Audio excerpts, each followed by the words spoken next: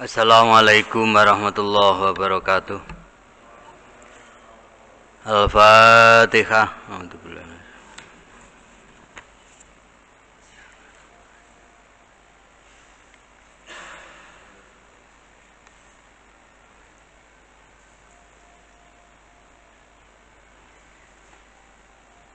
Bismillahirrahmanirrahim. Alhamdulillahirabbil alamin. Assalatu wassalamu ala asrofil anbiya'i wal mursalin wa ala alihi wa sahbihi ajma'in, nama ba'du. Para jamaah, bapak-bapak, saudara sekalian yang sangat kami muliakan, alhamdulillah kita bersyukur kepada Allah SWT. Malam ini kita bisa berjamaah sholat maghrib, bisa melanjutkan pengajian. Mudah-mudahan kita semua mendapatkan ilmu yang manfaat. Amin ya rabbal alamin. Bismillahirrahmanirrahim. Nerusaken babul iman sampai pada wabil yaumil akhir. Iman dan percaya kepada hari akhir atau hari kiamat.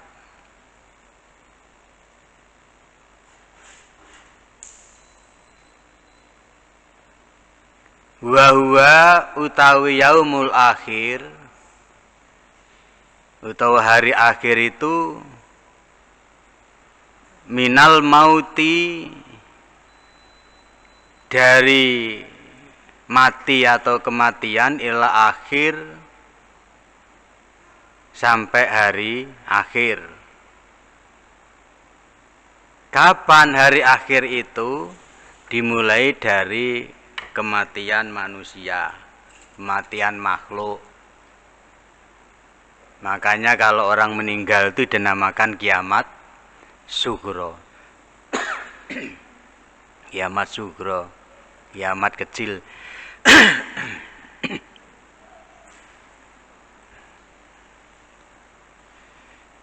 Ila akhiri, sampai pada hari akhir. Mayaqau, barang kang kedadean atau yang terjadi. Iqtaqadu wujudi, terhadap hari akhir itu harus beriktikad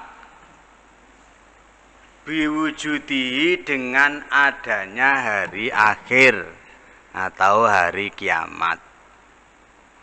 Hati kita beriman, hati kita meyakini, beriktikad bahwa hari akhir itu pasti terjadi.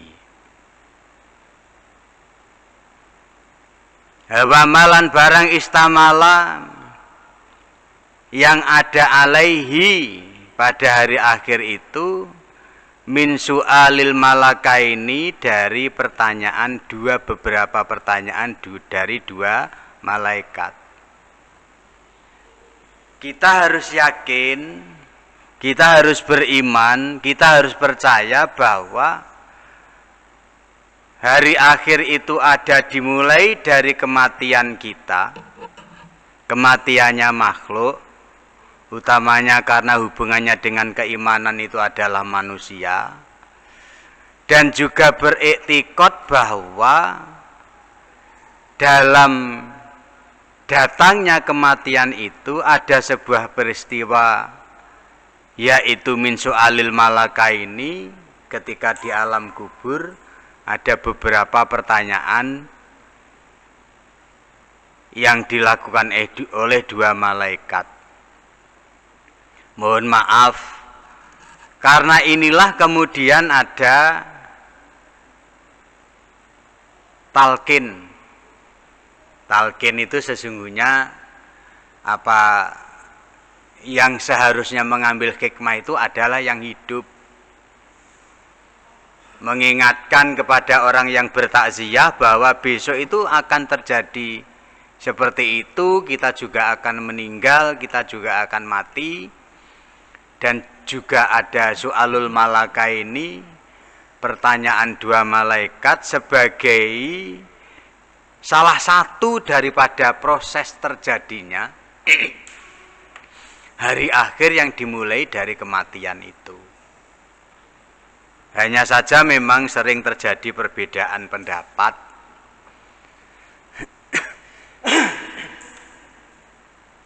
Lapo kok dadak ditalkin, yes. Orang kalau sudah mati kewajibannya kan ada 4. 1, memandikan. 2, mengkafani. 3, memandikan, mengkafani, mensolati, dan 4, mengubur. 4 ini yang diwajibkan oleh Allah atas peristiwa yang namanya kematian. Kok ada talqin? Itu adalah ijtihad para ulama untuk memberikan bimbingan kepada orang yang hidup bahwa di dalam peristiwa kematian itu akan terjadi seperti itu. Memang kadang-kadang kita ini menangkap sebuah ijtihad daripada para alim itu kadang-kadang nggak nutut, lapo wong wis mati kok dadak diwurui, kan gitu bahasanya. Sehingga muncul bid'ah. Nabi tidak pernah mengalami seperti itu, tidak pernah mengajarkan seperti itu. Itu sesungguhnya kalau kita mau menggunakan pendekatan sebuah peristiwa yang mengandung hikmah, yang memberikan manfaat ibroh kepada yang hidup, maka sesungguhnya tidak akan ada persoalan. Toh juga bahwa kalau dalam konsepsi pendidikan itu ada pendidikan seumur hidup. Sampai kapan pendidikan seumur hidup itu? Sampai jelang ajal, ketika orang lagi mau takum bi qiraatil Quran atau qiraatil Yasin, lagi mau takum bila ilaha illallah, talqinlah orang yang mati atau orang yang akan meninggal itu, bimbinglah dengan membaca la ilaha illallah. Itu adalah proses pendidikan seumur hidup sampai ruh lepas dari badan, sehingga ruhnya menghadap kepada Allah, jasadnya terlepas dari ruh, jasad yang harus diprosesi menggunakan ajaran Nabi, yaitu mulai dari memandikan, mengkafani, mensolati, dan mengkubur. Dan itu sebuah peristiwa yaumul kiamah bagi jenazah itu. Akan terjadi apa? Di alam kubur min su'alil malaka ini ada beberapa pertanyaan dari dua malaikat. Wa naimil kubri, dan di dalam kubur itu juga ada nikmatnya kubur, au adzabihi, atau siksanya kubur.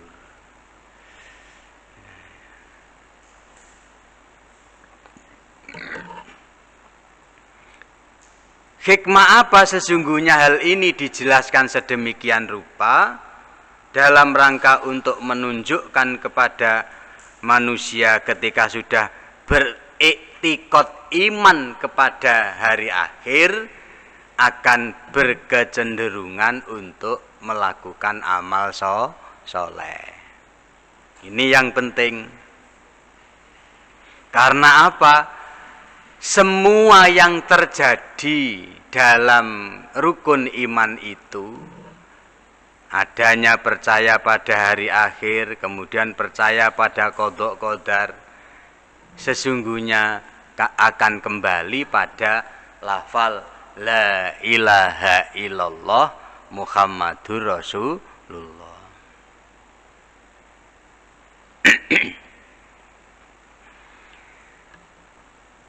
Wabi yaumil akhir itu termasuk beriktikad untuk meyakini wal ba'tsi, lan adanya hari kebangkitan.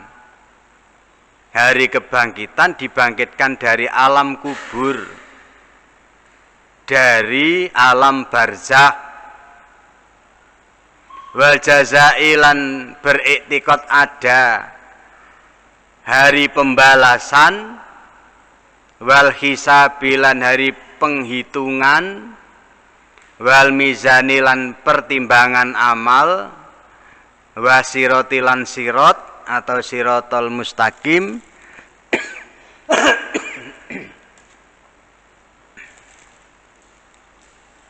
wal jannati lan jannah atau surga, wan nari lan neraka.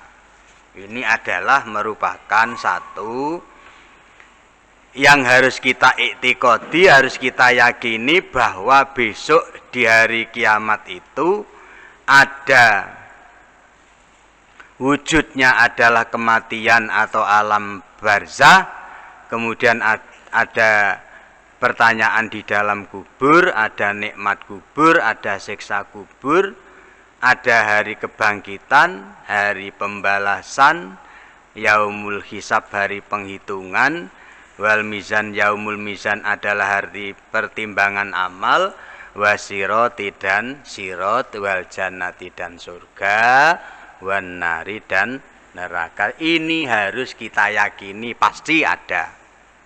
Pasti ada. Ya mohon maaf, kadang-kadang kita ini kan iman itu kan bisa bertambah, bisa kurang. Kadang-kadang itu ya wis gak eling blas, enggak ingat sama sekali kalau akan ada peristiwa yang sesungguhnya sangat menakutkan seperti ini. Tetapi bagi orang soleh justru malah kematian itu ditunggu. Oh ya urip nyang donya ku ya abot, ya kesel. Mikir butuh, mikir anak, mikir bojo, mikir gawean gak ono-ono, ekonomi rada seret ngono, itu kan berat sesungguhnya hidup di dunia ini. Justru bagi orang soleh ingin bersegera bertemu dengan Allah Subhanahu wa ta'ala. Ya kenapa kok kita takut mati? Ya mergo gak soleh. Karena kita tidak soleh.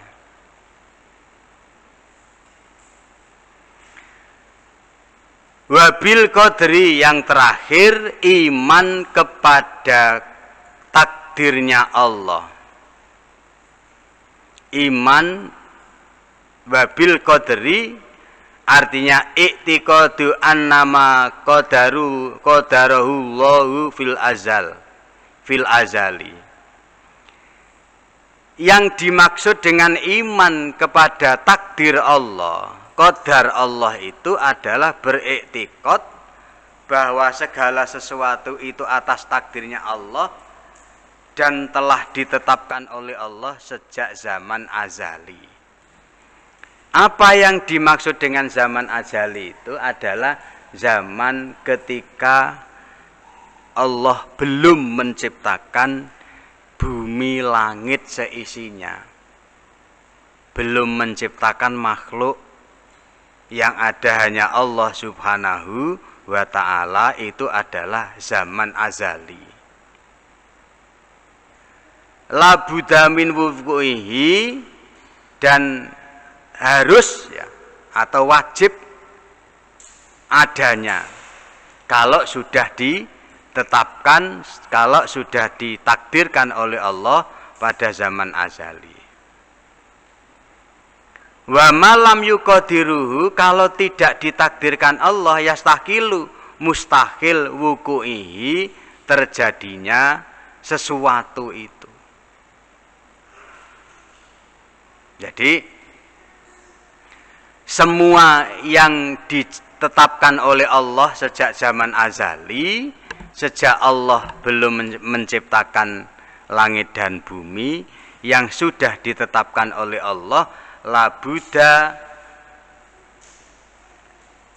min wuqu'ihi, kalau dimaknai Jawi tan kena ora, atau pasti terjadi. Wa malam yuqadiruhu yastahilu wuqu'ihi, kalau tidak ditakdirkan oleh Allah, mustahil terjadinya mustahil terjadi. Wa anau dan sesungguhnya Allah Ta'ala iku qadara menetapkan al khaira pada kebagusan wasaro lan kejelekan qabla khalqin sebelum Allah menciptakan makhluk. Sebelum Allah menciptakan makhluk sudah menetapkan qadarul khaira wasaro. Iman kepada qada dan qadarnya Allah, khairihi bagusnya qada dan qadar, wasarihi dan jeleknya qada dan qadar. Lho kok Allah menciptakan kejelekan atas keputusan Allah? Allah menciptakan baik dan buruk yang sudah ditetapkan oleh Allah, kemudian dianjurkan manusia itu untuk berbuat baik, diutus oleh Allah para malaikat dan para rasul dan para malaikat dikasih kitab untuk disampaikan kepada sesama manusia. Makanya kadang-kadang kita ini sering sok pikiran, wes masih yang ngelakoni elek, sesungguhnya dari takdir Allah, kan berpikir seperti itu. Padahal tidak boleh. Karena sesungguhnya Allah menciptakan kita ini atas satu, diberi potensi dasar akal fikir, diberi potensi dasar akal hati, kemudian diberi nafsu. Di sisi lain ada petunjuk dan ada pengakuan dari para hamba adanya kalimat tauhid la ilaha illallah, tidak ada Tuhan selain Allah yang harus disembah, yaitu Allah Subhanahu wa taala. Atas dasar la ilaha illallah inilah diciptakan seluruh dunia seisinya, termasuk surga dan neraka. Nah, kemudian atas la ilaha illallah diciptakan surga dan neraka, kemudian Allah mengutus para rasul, Allah mengutus para malaikat, Allah memberikan kitab kepada rasul untuk disampaikan pada manusia. Ketika ada dua potensi baik dan buruk, manusia disuruh memilih. Kebaikan itu akan masuk surga, kejelekan itu akan masuk neraka. Dasar baik dan buruknya, instrumennya, pedomannya adalah kitab suci dan dawuhnya para nabi. Lah inilah akhirnya kalau baik itu dari Allah, kalau jelek itu dari manusianya sendiri yang tidak memahami atas ajaran yang telah diberikan oleh Allah Subhanahu wa ta'ala. Mulane ngaji ku penting, Pak. Ngaji ku penting. Karena apa? Dengan ngaji itu kita tahu bagaimana bertauhid yang baik, bagaimana bersyariat yang baik, bagaimana berakhlak yang baik, sehingga betul-betul bahwa apa yang kita imani dan tuntunan Islam yang kita lakukan itu betul-betul atas dasar yang benar dari Allah dan Rasulnya. Tapi ya pancen ini ngeten, ngaji ku ya wabet. Asli wis. Jenenge ngaji ku enak ngopi Pak nyang warung sangkruk. Abot ngono. Padahal mung dewiluk lho. Hanya sebentar, paling lama itu 45 menit. Tapi alhamdulillah terima kasih kepada Masjid Baitul Makmur yang menginisiasi untuk diunggah ke YouTube, walaupun yang hadir ini engko potongan Mas. Engko jombok ketutno. Yang hadir sedikit tapi karena diunggah sehingga syiarnya Baitul Makmur tampak. Karena memang kita ini eranya sudah era digital, eranya sudah era online, eranya sudah era daring. Jadi kadang-kadang kita ini ya kalau ini lumayan ada yang jamaahnya di depan. Kalau siang itu saya ngajar kayak orang gila itu. Hanya di depan laptop jadi ngomong sendiri wis ngomel-mel iku. Ya Allah, iki apa wis cedhek kiamat. Jadi manusia serba sendiri, serba tidak bergantung pada orang lain. Ya bergantungnya pada ya digital seperti ini. Ya mau tidak mau kita tidak boleh menghindar dengan teknologi. Jadi terima kasih kepada takmir Masjid Baitul Makmur. Dengan begini ya rada semangat. Asalnya ya sudah bertahun-tahun seperti ini, tapi inilah sesungguhnya kalau dawuhnya Kiai saya itu lebih baik 4 orang yang ngaji serius dan ada hasil daripada jamaah banyak tapi hanya rea-reo. Tapi ini yang saya menjadi semangat untuk selalu beristiqomah ngaji, karena memang ya ini yang bisa kita lakukan. Pun lanjut.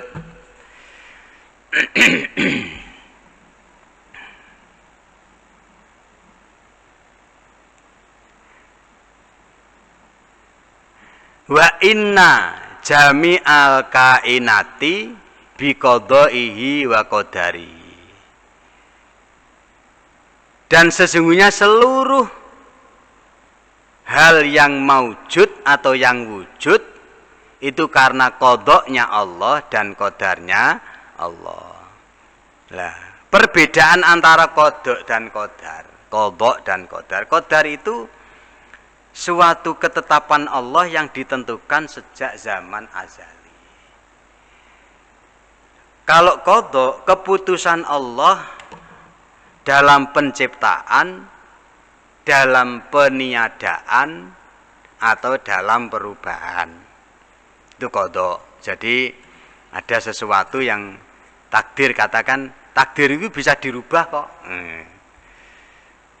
Qada itu adalah perwujudan daripada takdir yang bisa dirubah dengan doa, yang bisa dirubah dengan amal baik, yang bisa dirubah dengan sedekah. Contohnya ya kita ada hadis as-sadaqatu lidaf'il bala. Banyak peristiwa-peristiwa yang sesungguhnya bisa kita jadikan sebagai bukti bahwa takdir itu bisa dirubah. Ketika kita dalam perjalanan tiba-tiba dalam hati itu kepingin memberi orang, ketemu fakir miskin, turun kemudian sedekah itu dikasihkan pada orang yang tidak punya atau yang tidak mampu yang kita ketemu di jalan. Diniati bismillah lidaf'il bala. Tiba-tiba ya sesungguhnya takdirnya di situ itu akan terjadi kecelakaan, tetapi karena ada doa dan sedekah tidak jadi kecelakaan. Ada ikhtiar, ada usaha, ada doa, kemudian di sinilah yang disebut sebagai takdir itu bisa dirubah.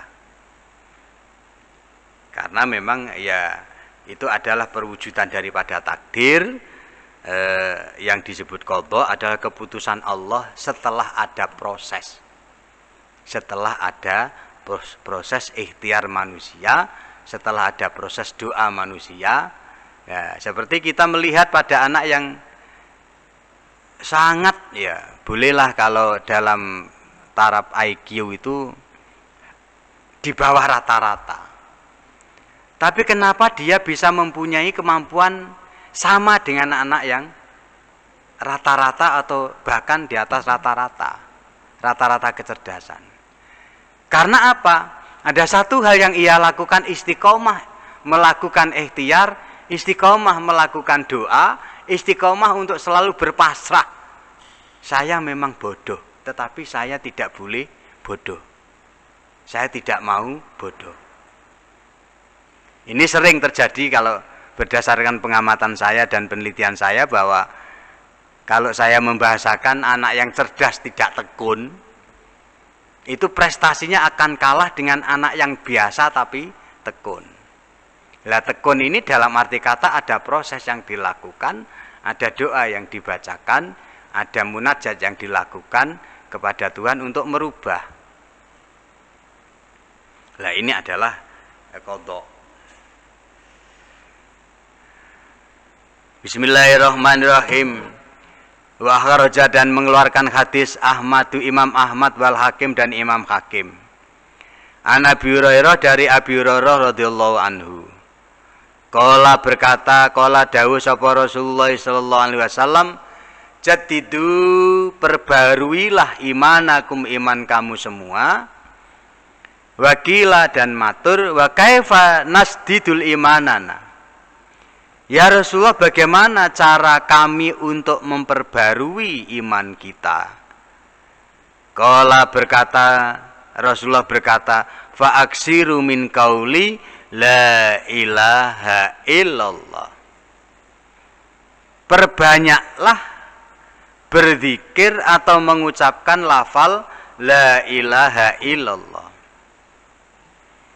Ketika kita mengucapkan la ilaha illallah, itu akan berpengaruh pada sikap hidup yang mengakui bahwa tidak ada Tuhan selain Allah yang disembah, maka berefek pada ingin melakukan ibadah, ingin melakukan perbuatan baik, ingin melakukan ibadah sosial, ingin melakukan sesuatu yang bernilai bagi dirinya dan tidak melanggar aturannya. Itu adalah dampaknya seperti itu. Karena apa? Ketika lafal la ilaha illallah itu diucapkan, maka akan iman kita kuat, iman kita bertambah, iman kita baru, akan berdampak pada terbimbingnya hati kita dan pikiran kita untuk bersikap baik dan diwujudkan dalam perilaku ubudiyah. Nih, jadi ya memang kalau kita mosok ngucapkan tok ngono imane wis kandel ya. Sesungguhnya mengucapkan itu kan hasil daripada tasdiqu biqalbi. Pada makalah yang lalu saya sebutkan, membenarkan di dalam hati dan mengucapkan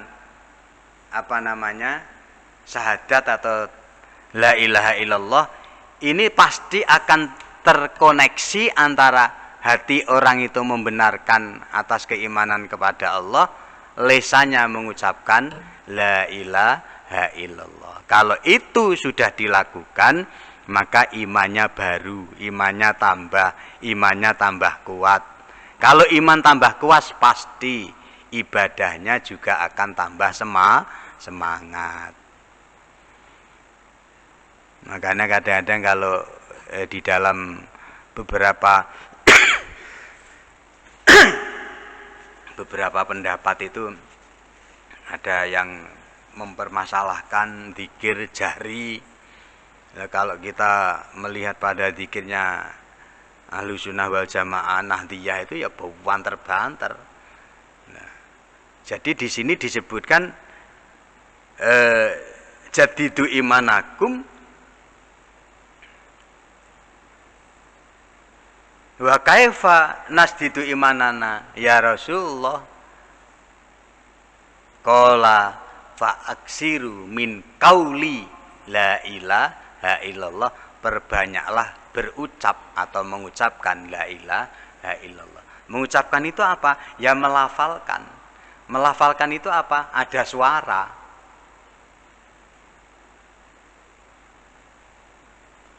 Cuman ya harus tetap tartil. Kadang-kadang kita kalau kita perhatikan ucapan tahlil itu kan la ilaha illallah, la ilaha illallah. Hanya itu kadang-kadang hilang. La ilaha illallah, la ilaha illallah. La ilahanya jangan sampai hilang. La ilaha illallah, la ilaha illallah, la ilaha illallah. Walaupun cepat, pokoknya tetap harus tartil, harus tepat. Murotalnya itu cocok dan benar, jangan sampai meloncat menghilangkan hak, karena maknanya akan beda. Diteruskan. Wa Syekhoni lan dipun riwayataken atau diriwayatkan oleh Imam Syekhoni, yaitu Imam Bukhari dan Muslim, an Utsman bin Malik, dari Utsman bin Malik, annallaha, sesungguhnya Allah Ta'ala itu qad karrama, sungguh-sungguh mengharamkan, alan nari, ing atase neraka mangkola la ilaha illallah, pada orang yang mengucapkan la ilaha illallah, yabtahi bidzalika wajhillahi, yang orang yang mengucapkan la ilaha illallah itu mengharap atas ridhonya Allah. Allah mengharamkan terhadap api neraka untuk mengobong, untuk membakar terhadap orang yang mengucapkan la ilaha illallah karena mengharapkan ridhonya Allah subhanahu wa ta'ala. Jadi makanya ya ini kalau kita perhatikan pada budaya di kampung ya, di desa atau di jamaah Nahdiyah itu kan tahlil itu loh. Tahlil itu mari kita budayakan untuk selalu kita baca karena mengharap ridha Allah dalam keadaan apapun, bahwa yang namanya tahlil itu kan mengucap kalimat thayyibah. Tapi maknanya jadi beda ketika kita berkelakar di tengah-tengah komunitas masyarakat. Gampangane engko nek sing ngundang sugih engko tahlile yang gawat tau. Engko nek sing ngundang wong gak duwe tahlile ya dawilu atik gak tenanan. Nah, jadi ini harus kita hilangkan, bahwa yang penting kita membaca tahlil la ilaha illallah itu kita hanya semata-mata mencari ridhonya Allah Subhanahu wa taala. Persoalan dampak sosial ekonomi itu gak usah dipikir mestine. Tapi ya mesti tetep wong jenenge menungso. Apalagi kalau diukur dari yang ngimami tahlil. Sing ngimami sapa? Iki, was terkenal suwe iki. Masalah iki. Kalau sing ngimami ini, oh cepet ya. Seneng lah. Seharusnya tidak seperti itu. Nah, tetapi mari kita mulai dari keikhlaskan kita di dalam bertahlil. Saidi ikhlas. Sing apik ya wakeh ikhlas. Tapi ya jarang sing. Maka pasti banyak yang mesti milih saidi sing penting ikhlas. Jadi hadis ini betul-betul memberikan dukungan kepada kita, memberikan motivasi kepada kita bahwa dengan la ilaha illallah itu kita bisa selamat dari api neraka. Ya persoalan kemudian mampir rong tahun, 3 tahun, 4 tahun, 5 tahun itu ya urusannya karena kita sendiri. Ya dan tidak ada orang yang tidak mampir itu, kecuali para nabi dan para walinya Allah, para kekasihnya Allah. Loh, kalau kita seperti orang awam itu ya mesti mampir, diduduk dhisik. Apalagi kalau kita hubungkan dengan fikih bahwa segala sesuatu yang najis itu bisa dibersihkan dengan api. Lah kalau kita beramal tidak baik atau fasik itu kan najis atau jelek. Lah kejelekan itu bisa dihilangkan dengan api. Sebelum masuk surga dibakar dulu biar bersih, biar suci, baru masuk ke surganya Allah Subhanahu wa taala. Tetapi ini merupakan satu modal dasar bagi kita sebagai seorang mukmin. Dengan la ilaha illallah Allah mengharamkan terhadap diri kita untuk dibakar api neraka. Tetapi kalau dalam sudut pandang Islam yang kafah, maka sesungguhnya tidak hanya sekedar mengucapkan la ilaha illallah, melafalkan la ilaha illallah yang berdampak pada amal soleh. Pun gampangane ngono.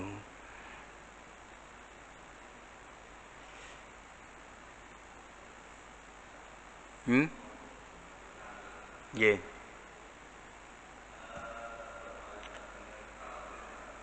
Ya.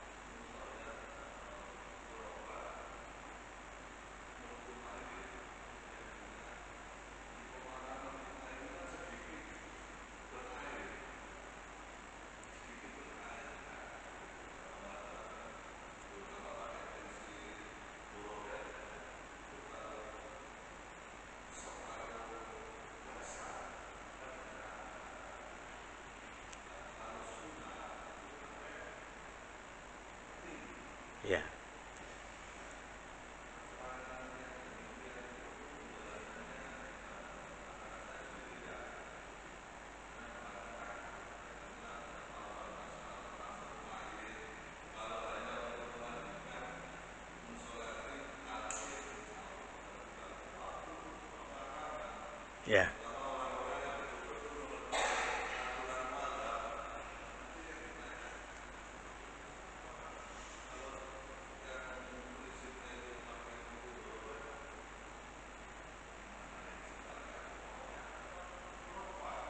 Ya, begini, jadi makam itu ada 3 jenis ya Pak. Makam itu ada 3 jenis bentuk makam itu. Cempuri, yang satu cempuri ya. Cempuri itu adalah begini.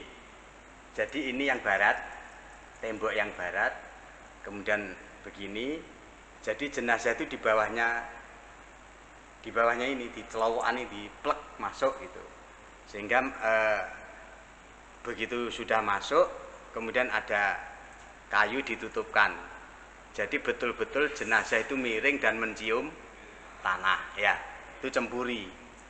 Kemudian yang kedua kecil kayak apa ya?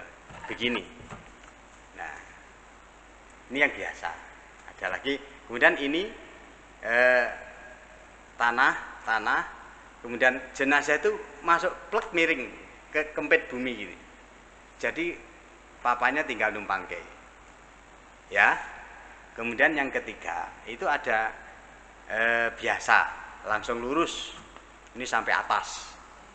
Sampai atas, kemudian jenazah itu dipepet ke gini, kepala di utara, kemudian bungkusnya dibuka, kemudian nemplek di bumi.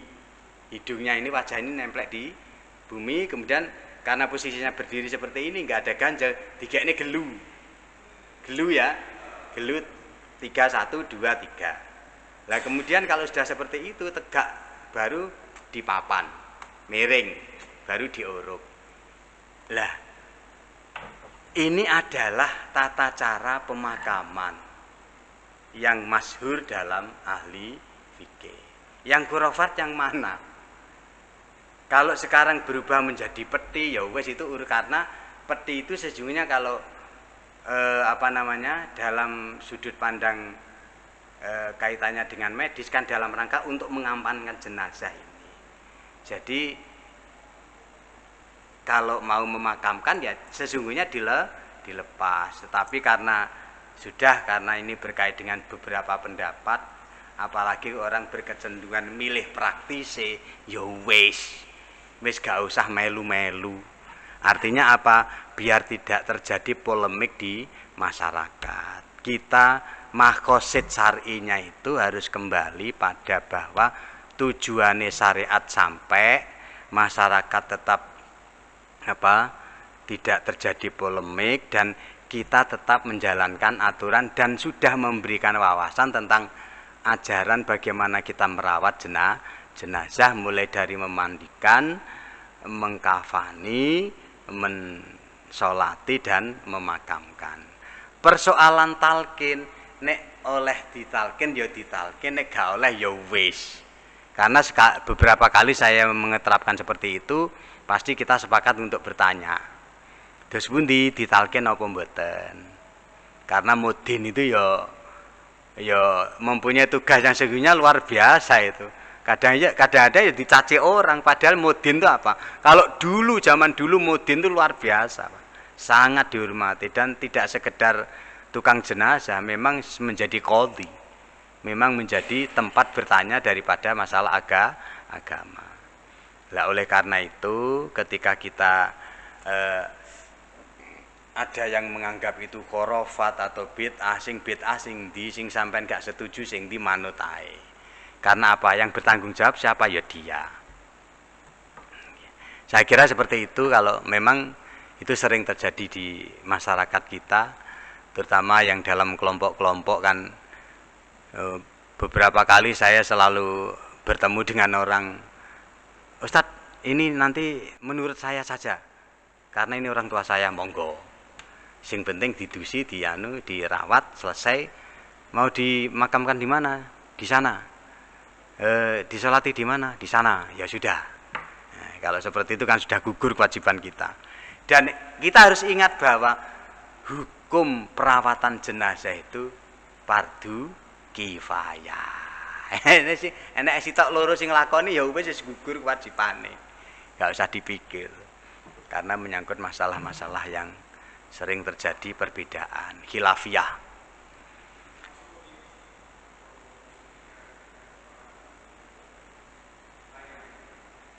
Hah? Ditayamumi. Ya nek wonge urip. Ya monggo kalau memang itu menjadi keyakinan dan ada dasar monggo, tetapi yang ada itu adalah memandikan jenazah. Tayamum itu untuk kita. Piye?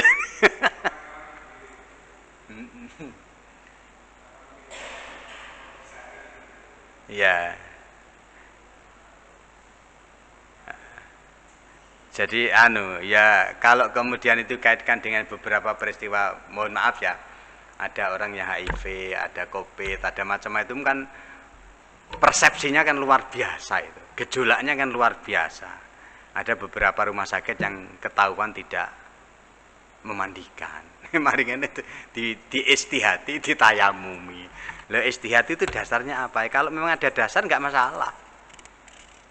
Nah, jadi di analogi ya, dikiaskan dengan apa namanya junubnya orang hidup,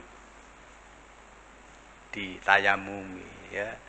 Kalau memang itu ada dasarnya nggak masalah, tapi bagaimana mentayamumi mayit? Wong tayamum itu karena ada darurat bagi orang yang mengalami kesulitan dalam hal air atau dalam hal tidak bisa kena air. Lah kalau kemudian itu wis gak usah didusi ae, ditayamumi ae karena COVID misalnya. Itu kan sudut pandang yang dipakai harus kembali pada perawatan jenazah itu mentayamumkan atau memandikan. Tidak boleh dianalogi dengan mandi junub atau mandi besar bagi orang hidup.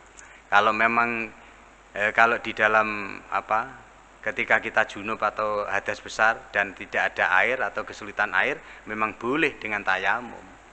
Tapi hanya sementara ketika tidak ada air. Kalau nanti ketemu air ya tayamumnya batal.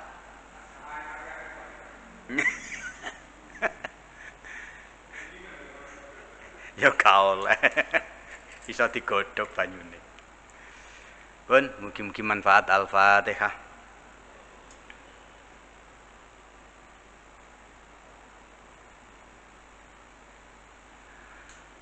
Bismillahirrahmanirrahim. Allahumma shalli ala sayyidina Muhammadin wa ala ali sayyidina Muhammad walhamdulillahirabbil alamin. Allahumma ighfir lana dzunubana wa liwalidayna warhamhum kama rabbana shighara. Rabbana zidna ilman nafi'a warzuqna fahma. Rabbana atina fid dunya hasanah wa fil akhirati hasanah wa qina adzabannar. Wa sallallahu ala sayyidina Muhammadin wa ala alihi washabihi wasallam. Walhamdulillahirabbil alamin. Assalamualaikum warahmatullahi wabarakatuh.